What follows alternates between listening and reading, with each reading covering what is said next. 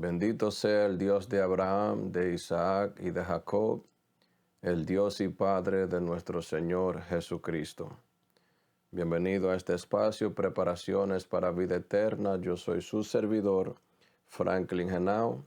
Espero que se encuentre bien, que su alma esté en paz, que la paz de Dios esté con usted en este momento, donde quiera que usted se encuentre, a la hora que usted esté viendo este video, en estos tiempos inseguros que estamos viviendo. Porque la realidad es que son tiempos inseguros, pero sabemos que nuestro Dios es un Dios estable, un Dios constante, un Dios que no cambia, en el cual no hay sombra de variación. En el día de hoy estaremos hablando acerca del comportamiento de los siervos y siervas de Dios. Y estaremos mirando en primer libro de Samuel, el capítulo 18, del versículo 1 al 16. No estaremos mirando algún versículo en específico, sino que estaremos mirando todo el pasaje como un contenido. Todos nosotros sabemos la historia de David y Goliat.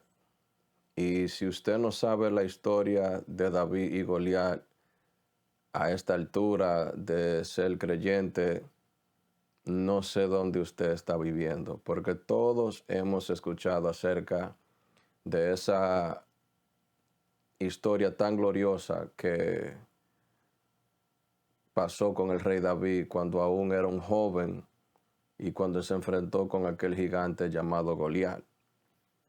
Pero yo quiero hablar acerca de lo que pasa después de eso, que es lo que el capítulo 18 del primer libro de Samuel nos habla. Así que, ¿qué sucede después que David mata a Goliat? Bueno, se nos dice que Saúl toma a David y lo toma para que ya viva en la corte, para que viva en el palacio del rey. A David ya no se le permite regresar a su casa, a la casa de su padre. Ya él tiene que vivir juntamente con el rey y con los príncipes. Se nos dice también que Jonatán, el hijo de Saúl, su alma se ligó con el alma de David.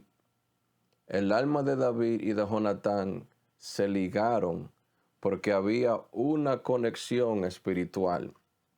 Se dice que Jonatán amaba a David como a su propia alma, como a su propia alma. Jonatán ahí cumple lo que dice el segundo mayor mandamiento: y amarás a tu prójimo como a ti mismo. Tanto así, tanto fue el amor que tuvo Jonatán por David, que ellos hicieron un pacto. Y en ese pacto Jonatán le da a David su armadura, su ropa real, le da incluso su espada, que en sí es una señal de que le está accediendo al trono de su padre. Pero ya nosotros sabemos a esta altura que David es el rey que ya Dios ha ungido para tomar el lugar de Saúl, aunque Saúl todavía es el que está gobernando. Así que ya vemos que el Señor empieza a exaltar a David.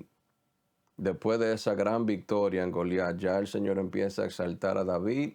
Ahora ya David está tomado por el rey y ahora David está viviendo en el palacio del rey, y para colmo, encima de eso, el príncipe Jonatán lo ama como a su propia alma. El príncipe Jonatán ama a David y lo toma como si fuera su propio hermano. O sea que ya David va en buen camino. Pero ¿qué sucede? Saúl envía a David a que salga y entre el pueblo de Israel. Saúl empieza a poner a David sobre los hombres de la guerra y aún sobre los criados o los esclavos de Saúl. Y aún a los mismos hombres de guerra y a los esclavos les parece muy bueno la idea de que David esté puesto sobre ellos. O sea, aún a ellos mismos le agradaron de que Saúl pusiese a David por encima de ellos. Hasta ahora todo va bien. Pero ¿qué sucede? Lo que sucede es cuando en una, Saúl, David, los hombres de guerra están en batalla contra los filisteos. En uno, ellos llegan a Israel. Cuando se iban a la guerra, en aquello entonces se tomaba su tiempo para ir a la guerra. Podían durar meses, no se sabe, hasta que la guerra terminara. En una ocasión, el rey Saúl, David y todos los hombres de guerra están regresando a Israel y dice las escrituras que todas las mujeres de las ciudades de Israel salen a recibir al rey Saúl y a David con cánticos de alegría, con cánticos de júbilo, con panderos y danza. Pero dicen algo que a Saúl no le agradó. Y empiezan a decir, Saúl mató a sus miles y David a sus 10,000. Y esto a Saúl no le agradó para nada. A Saúl esto le provocó celos, envidia. Si nosotros miramos anteriormente, los capítulos anteriores del primer libro de Samuel, nos damos cuenta que Saúl era una persona que le agradaba el yo, le agradaba que lo exaltaran, que le dieran gloria a él. Y nosotros sabemos esto porque cuando el profeta Samuel fue a reprenderlo y a decirle que ya Dios le había dado su reino a un hombre mejor que él, cuando el profeta Samuel se volteó para irse, Saúl tomó su manto, rompió su manto y le dijo, le rogó a Samuel que lo honre delante de los ancianos. O sea, Saúl está escuchando que ya Dios le quitó el trono, se lo está dando a un hombre mucho mejor que él. Y lo único que Saúl puede pensar es, hónrame por lo menos delante de los ancianos. O sea, la gloria de los hombres, como dice la Escritura, pone lazo. La gloria de los hombres, el querer el reconocimiento de los hombres, eso es una trampa. Entonces, cuando estas mujeres oyen que a David se le está diciendo que David mató a sus 10,000, a Saúl no le agradó eso, porque Saúl quería la gloria para él. No para David, sino para él. Y se nos dice que de ese día en adelante, Saúl no vio a David con buenos ojos. Desde ese día en adelante, Saúl empezó a mirar a David con ojos maliciosos. Y este es el rey de Israel. Este es el líder. Este es el hombre el cual el pueblo de Israel en pocas palabras, obligó a Samuel a que lo pusieran por rey sobre ellos. Y mire cómo él está tratando a David, el que mató a Goliat, al cual el mismo Saúl no se atrevía a enfrentar. Ya le tiene mal ojo.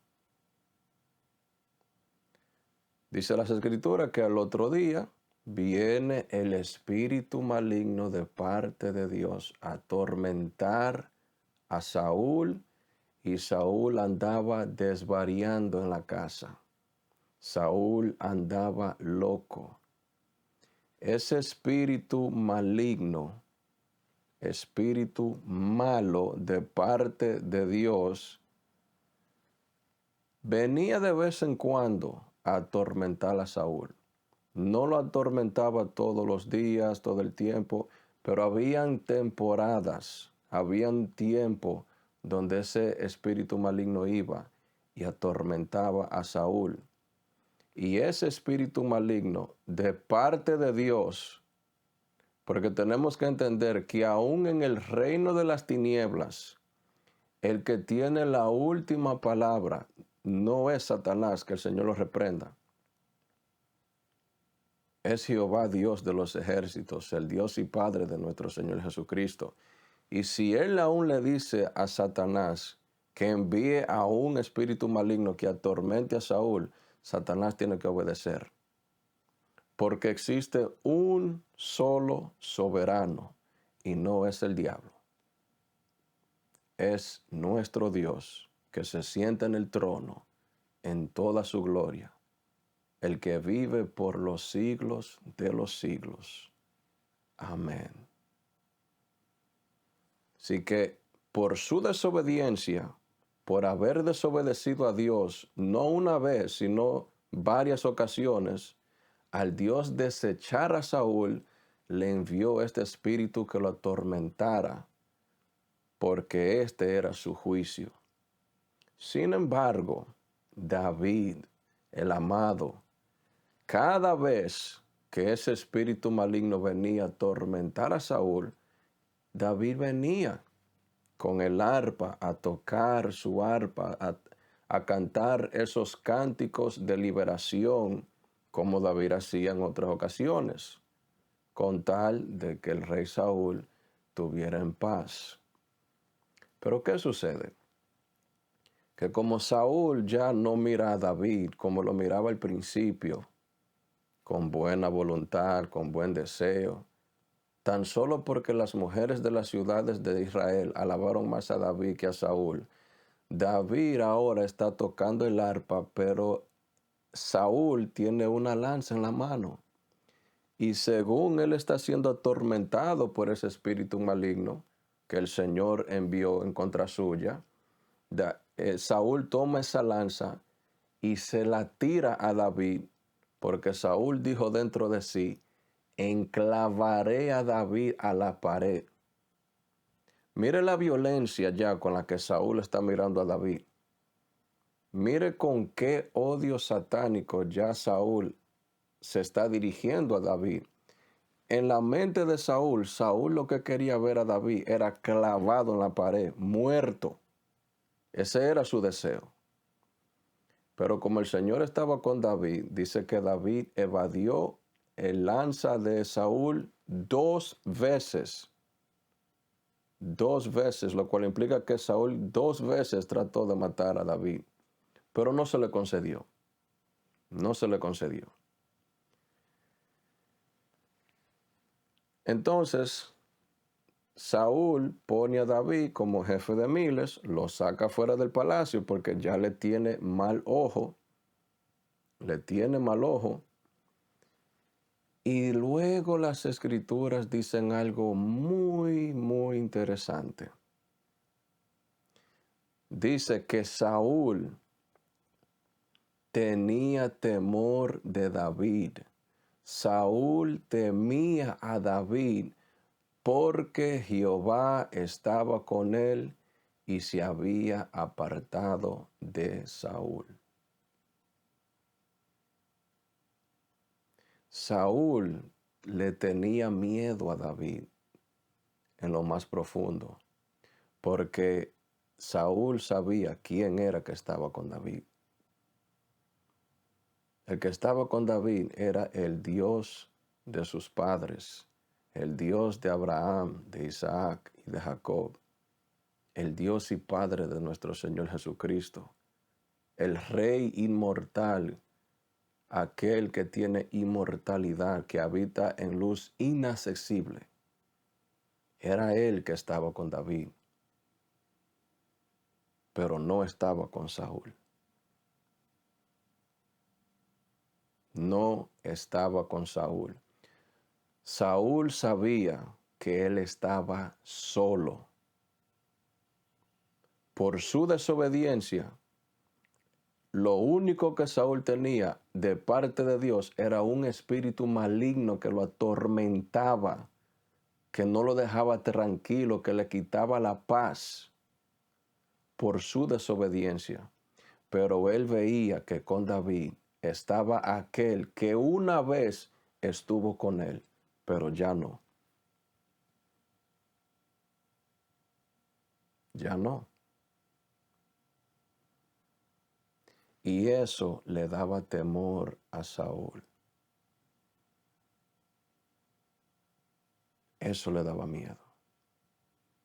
Pero hay otra cosa interesante que las Escrituras nos dicen en este pasaje.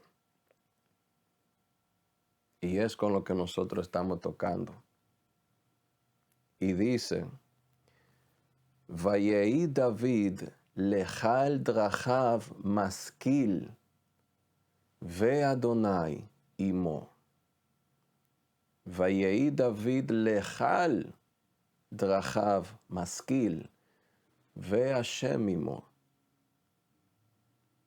Y David se comportaba prudentemente en todo su camino.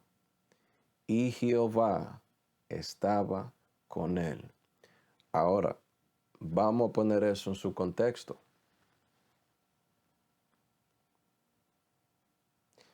David se comportaba prudentemente, así dice nuestra traducción, en todos sus asuntos, en su camino, en sus quehaceres. ¿Qué significa eso? Porque si hay un verso o un pasaje clave en todo este contenido, ese es uno de ellos. Porque ahí David está mostrando el comportamiento piadoso, el comportamiento de un hombre que tiene fe en el Dios vivo, en el Dios verdadero, en el Dios que es santo, santo, santo, en el Dios que gobierna en el reino, en los reinos de la tierra y en los asuntos de los hombres. Ahí David está mostrando el comportamiento de un hombre de Dios, verdaderamente. Porque en todo esto, Saúl ya le tiene resentimiento a David. Saúl odia a David. Saúl ha atacado, por lo menos en este pasaje se nos dice, 2 veces ha atacado a David. Lo ha sacado fuera del palacio, lo ha puesto en otro lugar, lo ha puesto como jefe de miles, pero ya no lo tiene en el palacio, como en el principio. Saúl no tiene buena voluntad para con David. Sin embargo, en todo eso, Saúl se ha dado cuenta que David no le ha pagado a Saúl como él le ha pagado a él. David, cuando Saúl le tiró el lanza para matarlo, David no tomó el lanza en su mano y se lo lanzó para atrás de nuevo. David seguía siendo fiel a Saúl a pesar de que lo quería ver muerto. ¿Se dan cuenta? David no le pagó mal por mal a Saúl. No le pagó mal por mal. Por eso es que Saúl, dice las Escrituras más adelante, que le tenía mucho más temor a David, porque él se dio cuenta que David se comportaba tan prudentemente en medio de toda esa injusticia que él recibía de parte de Saúl. Saúl se daba cuenta que David era mejor hombre que él, porque no le respondía de la misma manera que Saúl le respondía a él. Eso es un comportamiento piadoso. Eso es un comportamiento de acuerdo a la piedad, cosa que el apóstol Pablo habla mucho en el Nuevo Testamento, específicamente a Timoteo, donde le habla acerca de la piedad, que en inglés se dice godliness. Godliness en inglés quiere decir como Dios, y la piedad es aquello que refleja el carácter y la persona de Dios. O sea, David estaba actuando con un comportamiento de acuerdo a la revelación que Dios había hecho de él en la ley. ¿Y nosotros nos comportamos de tal manera? ¿Nosotros nos comportamos de una manera piadosa, así como se comportaba David? Dese cuenta, el comportamiento de David fue tal, la prudencia de David fue tal que Saúl le tenía miedo.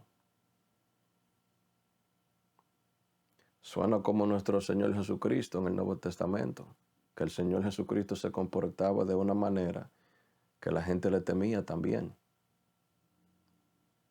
Porque hay algo que cuando usted camina en santidad, en justicia, en fidelidad a Dios, que usted está separado de todo aquello que a Dios no le agrada y usted anda cumpliendo los mandamientos de Dios y usted se comporta de acuerdo a la palabra de Dios como Dios se ha revelado, hay una gracia que Dios pone en nosotros que a las personas inconversas le da temor o nos respetan de una manera que ellos saben no pasarse con nosotros. Pero eso es cuando andamos haciendo la voluntad de Dios y caminando de acuerdo a su palabra y que no le pagamos a la gente mal por mal, que cuando nos insultan nosotros no insultamos hacia atrás. Es ese nuestro comportamiento.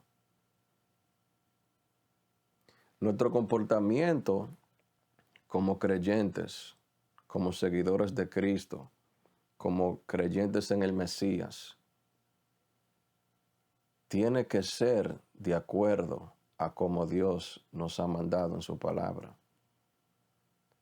Nosotros somos llamados a imitar a Dios como hijos amados, Efesios capítulo 5. Pero también somos llamados a imitar a Jesucristo. Nuestro comportamiento tiene que ser aquello. Nuestro comportamiento tiene que ser aquel que refleja la persona de Dios en nosotros. Esta palabra es nuestra herencia. Esta palabra ha venido a nosotros desde el cielo. Esta es nuestra herencia como hijos del reino de Dios. Y como hijos del reino de Dios tenemos que andar y comportarnos en este mundo de tinieblas de acuerdo a las leyes del reino celestial. Lamentablemente existen muchas personas que se llaman cristianos que son una vergüenza para el evangelio. Son una vergüenza para la iglesia, son una vergüenza para los verdaderos creyentes, porque por causa de su comportamiento, el nombre de Cristo y la iglesia del Señor es blasfemada y deshonrada. Pero nosotros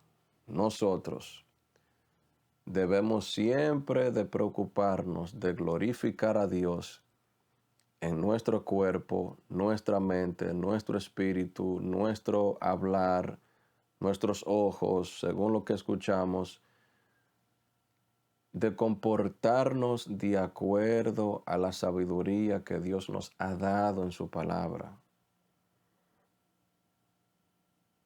Déjeme hacerle una pregunta. ¿Qué usted haría? Una pregunta. ¿Qué usted haría si usted estuviera en la posición de David? Cuando Saúl le hubiera lanzado esa lanza a usted, ¿usted lo hubiera lanzado para atrás? ¿Qué usted hubiera hecho si usted sabe que Saúl le tiene odio, le tiene envidia, le tiene celo, le tiene mala voluntad y usted ve que hay un espíritu maligno que lo está atormentando? ¿Usted fuera a tocar el arpa para que él se calme y se tranquilice como hizo David? ¿O usted lo dejaría que siga siendo atormentado?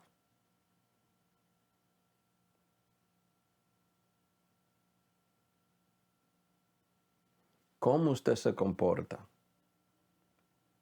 Mire,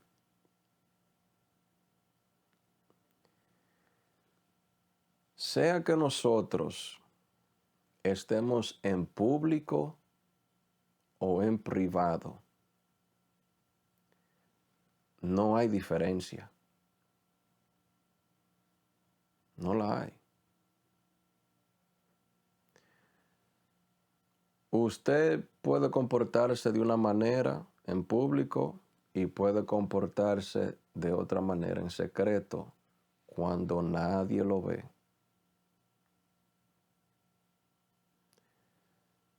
Pero no hay diferencia. ¿Usted sabe por qué? Porque el Dios eterno, al cual los cielos de los cielos no pueden contener, el Dios que desde las tinieblas llamó a la luz, el Dios que está sentado en su trono glorioso, rodeado de los 24 ancianos y de esos 4 seres vivientes, el Dios que no tiene fin ni tuvo principio, sino que siempre ha sido el que es, el que era y el que ha de venir, el que tiene las llaves de la muerte y del Hades. Él lo ve todo. Y Él lo ve a usted. Así que sea que usted esté en público o esté en privado, no hay diferencia para Dios. No hay diferencia para el Rey de Reyes y Señor de Señores. Él conoce su comportamiento. A Él nadie lo engaña. Nadie. Así que aun cuando nadie lo ve, ¿cómo usted se comporta? ¿Cómo yo me comporto? Porque la vida cristiana es un llamado a glorificar a Dios, exaltar su nombre y vivir para Él. Ese es el llamado de la vida cristiana. Es una preparación para vida eterna. Pero la vida cristiana no es para agradarnos a nosotros mismos, para glorificarnos a nosotros mismos. Dios no está en el cielo para servirnos a nosotros. Más bien nosotros estamos llamados a servirlos a Él. Y qué privilegio más grande es este. Así que David es un ejemplo para nosotros. De David en este pasaje tenemos mucho que aprender. Porque David era un hombre conforme a nuestra semejanza, de acuerdo a nuestras pasiones, de acuerdo a nuestra humanidad. Y a pesar de todas sus debilidades, David amaba a Dios. Y la pregunta que tenemos que preguntarnos es, ¿por qué David se portaba tan prudentemente ante todas esas injusticias y malicias que Saúl le hacía a él. ¿Por qué David se comportaba de esa manera? Sencillo, porque él conocía el Dios en el que él creía. Él conocía a Dios de corazón. Él no sabía acerca de Dios. Él conocía a Dios. Y por eso él se comportaba de esa manera. Por eso él era tan valiente. Y por eso él era al mismo tiempo humilde. Dos cualidades muy hermosas, valiente y humilde. Porque a veces las personas son valientes pero orgullosos. Así que nosotros estamos llamados a glorificar a Dios en nuestro comportamiento. Y ese debe ser nuestra actitud, comportarnos prudentemente en este mundo de tinieblas, que en este mundo brillemos para la gloria de Dios, no pagando mal por mal, sino reflejando a Cristo Jesús, a ese mundo que tanto lo necesita. Ese tiene que ser nuestro deseo, que con todo nuestro comportamiento Dios sea el que quede glorificado y no deshonrado. Que el Señor me lo bendiga, me lo guarde, que el Señor haga resplandecer su rostro sobre usted, que le dé paz, que la gracia del Señor Jesucristo esté con cada uno de ustedes y nos veremos en la próxima lectura de las Escrituras.